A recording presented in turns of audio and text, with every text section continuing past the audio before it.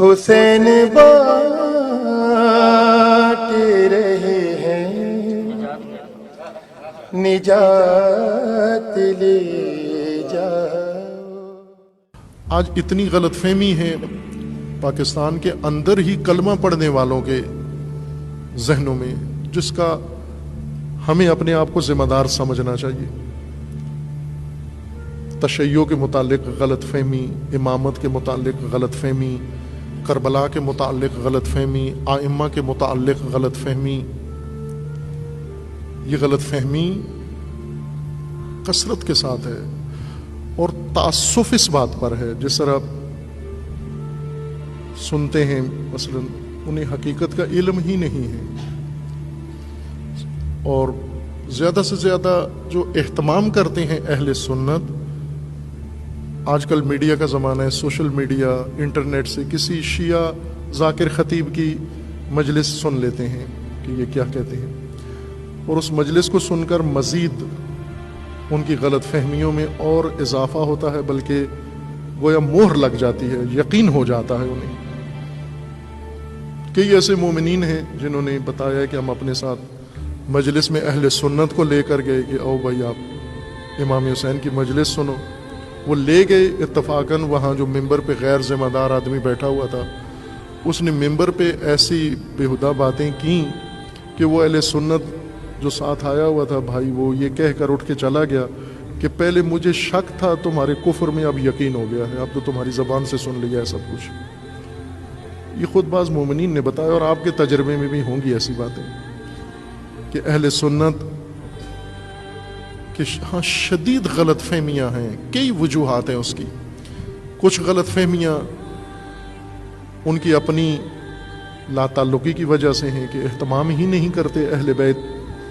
کے متعلق، اور خصوصاً کربلا کے اور امام حسین علیہ السلام کے متعلق۔ انہوں نے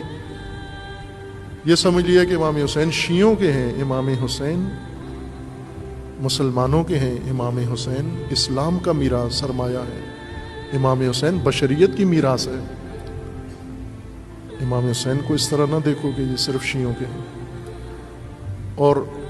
ایک غلط فہمی ان کے بعض علماء نے، مولویوں نے ان کے ذہنوں میں ڈالی ہوئی ہے، جان بوجھ کر تعصب کی وجہ سے، تفرقے کی وجہ سے ڈالی ہوئی ہے۔ ایک غلط فہمی جیسے عرض کیا کہ بعض غیر ذمہ دار شیعوں کے جاہلانہ گفتگو کی وجہ سے ان کے ذہنوں کے اندر ہے، اور ظاہر ہے ہم ذمہ دار ہیں۔ مجلس کا یہ مطلب نہیں کہ ہم خود آپس میں بیٹھ کر رو کے اٹھ کے چلے جائیں، ہمارا فریضہ ہے۔ اگر ہمارے ملک میں آپ کر سکتے ہو، کسی کے ذہن سے امام حسین علیہ السلام کے متعلق غلط فہمی دور کر سکتے ہو کسی بھی ذریعے سے، تو واجب ہے آپ پر، لازم ہے آپ پر یہ غلط فہمی دور کرو، اس کو محب حسین بناؤ، اور اس کو شیعہ حسین ابن علی بناؤ، اور یہ یقین رکھیں کہ اگر یہ غلط فہمیاں دور ہو جائیں تو باقی کوئی رکاوٹ نہیں ہے، صرف غلط فہمیاں ہیں، اور غلط فہمیاں دور کرنے میں ہمارا فریضہ بنتا ہے۔ ان مجالس کا ایک اہم فریضہ یہ بنتا ہے کہ وہ ازالہ کریں پاکستان کے اندر جو بہت پیسے سے، عربی پیسے سے یہ کام ہوا ہے، سرکاری سرپرستی میں یہ کام ہوا ہے، بہت سے سارے طبقات نے مل کر یہ کام کیا ہے۔ اس غلط فہمی کا ازالہ ہم کریں، کب کریں گے؟ ازالے کا ایک طریقہ یہ ہے کہ آپ مستند بات کرو، حوالے کے ساتھ بات کرو، قرآن کی بات کرو، حدیث کی بات کرو، تاریخ کی بات کرو، سند کے ساتھ بات کرو، دلیل کے ساتھ بات کرو۔ یہ سب سے بڑا مدلل طریقہ ہے غلط فہمی کے ازالے کے لیے۔ لیکن جب بے مدرک بات کرتے ہیں، جب بے سند بات کرتے ہیں، جب جذباتی بات کرتے ہیں، پھر غلط فہمی دور ہونے کا کوئی امکان نہیں ہے۔ صرف احساسات کی تسکین ہی ہمارا ہدف نہ ہو، تشیع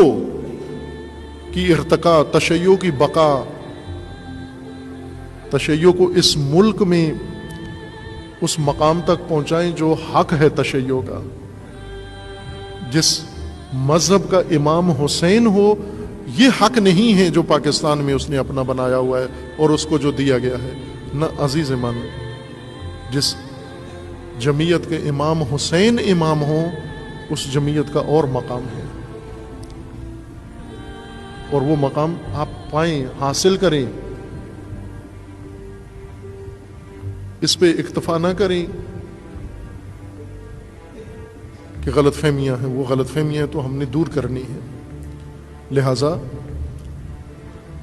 ہر عزادار امام حسین کو بھی ایک مستند تاریخ معلوم ہونا چاہیے۔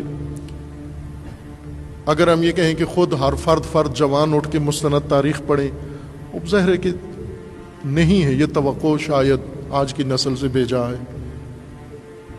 تو پھر مجالس کے اندر یہ کمی پوری کریں آپ۔